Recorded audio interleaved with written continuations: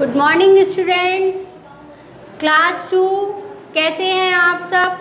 आशा करती हूँ आप सब ठीक होंगे।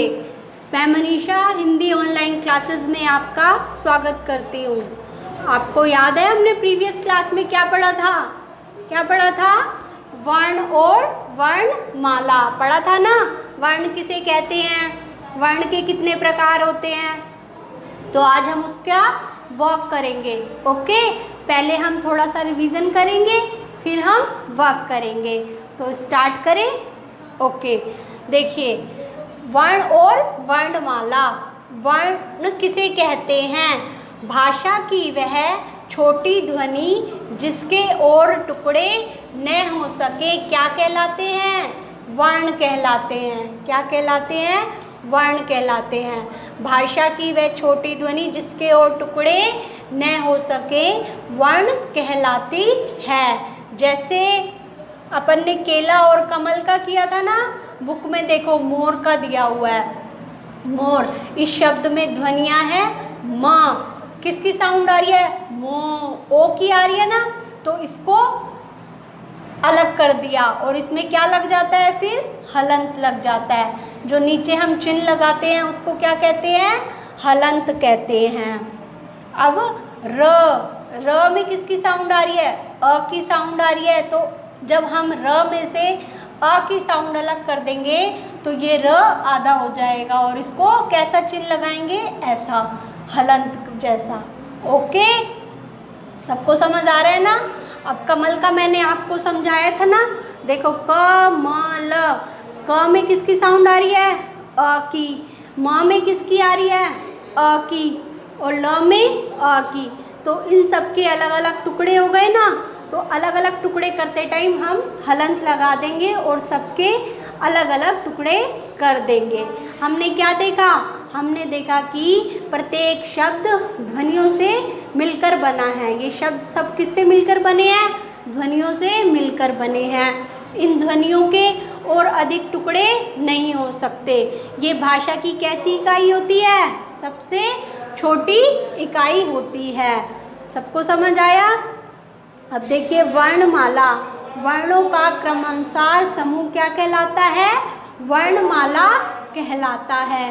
क्या कहलाता है? वर्णमाला कहलाता है।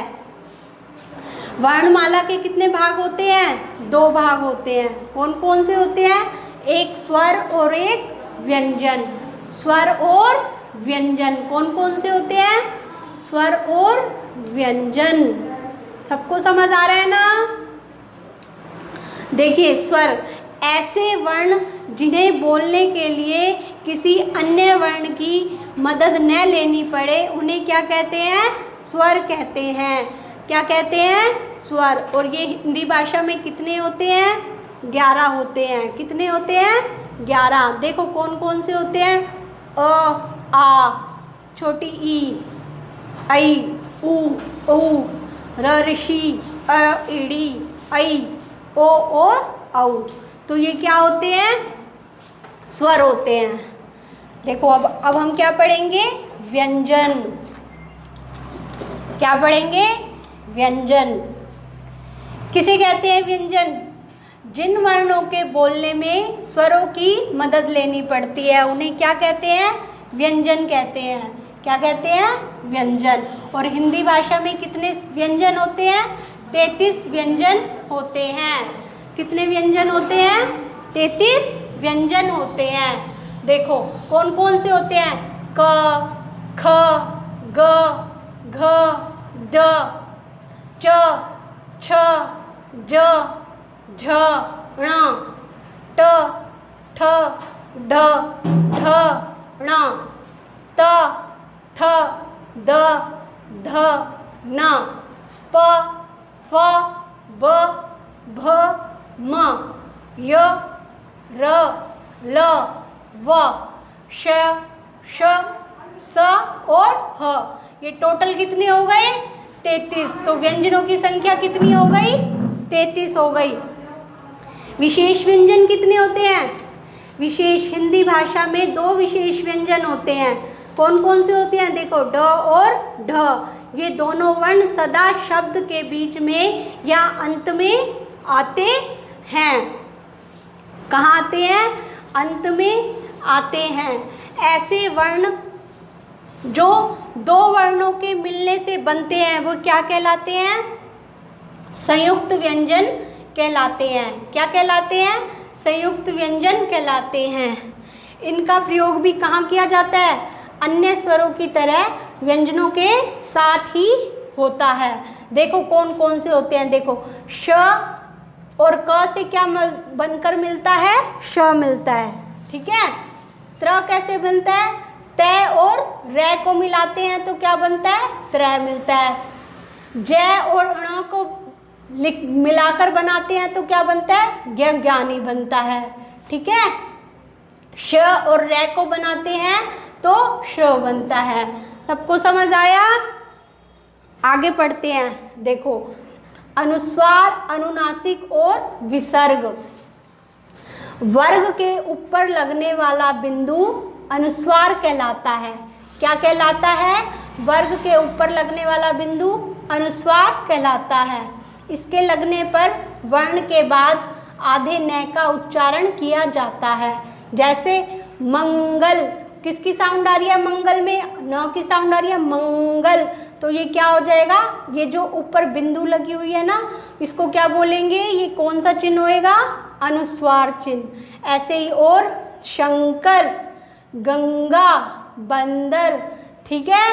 नेक्स्ट देखिए, वर्ण के ऊपर लगाने वाले चांद बिंदु कौन से कहलाते हैं? अनुनासिक कहलाते हैं।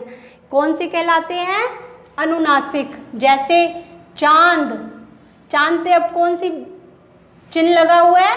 चंद्र बिंदु वाला। चांद पे चंद्र बिंदु लगेगा ना, और ये चंद्र बिंदु किस में आते हैं? अनुनासिक में। जांच, भां, आंख। ठीक है। सबको समझ आया? देखिए नेक्स्ट, विसर्ग। किसी स्वर के बाद ऊपर नीचे जो दो बिंदियां लगाते हैं ना, हम डॉट लगाते हैं, वो किसके रूप में लगाया जाता है? उसे क्या कहते हैं हम? विसर्ग के रूप में। किस में लगाते हैं? विसर्ग में। जैसे पुनः लिखा हमने, अतः, प्रातः, नमः, इस सब में क्या लगेगा? विसर्ग लगेगा। ठीक है। अब हम क्या पढ़ेंगे? व्यंजन में स्वरों की मात्राओं और उनका प्रयोग। स्वरों का बदला हुआ रूप क्या कहलाता है? मात्रा कहलाता है। क्या कहलाता है? मात्रा। आ की कोई मात्रा नहीं होती और व्यंजन प्लस मात्रा बनकर क्या बन जाता है? शब्द बन जाता है। जैसे क में आ जोड़ा तो क बन गया, और इससे हम कुछ भी शब्द बना सकते हैं, कलश, कनक, है ना। ऐसे ये स्वरों की कितने हो गई? टोटल 11। और इन सब की मात्राएं देखो सारणी में दी हुई हैं। अ की कोई मात्रा नहीं होती, आ की ऐसे होती है। तो ये सब सारणी आप ध्यान से देखना और समझना। ओके। अब हम क्या करेंगे? Question answer. क्या करेंगे? Question answer. हमारा फर्स्ट क्वेश्चन क्या है? फर्स्ट क्वेश्चन है, वर्ण की परिभाषा दीजिए, इसके कितने प्रकार हैं?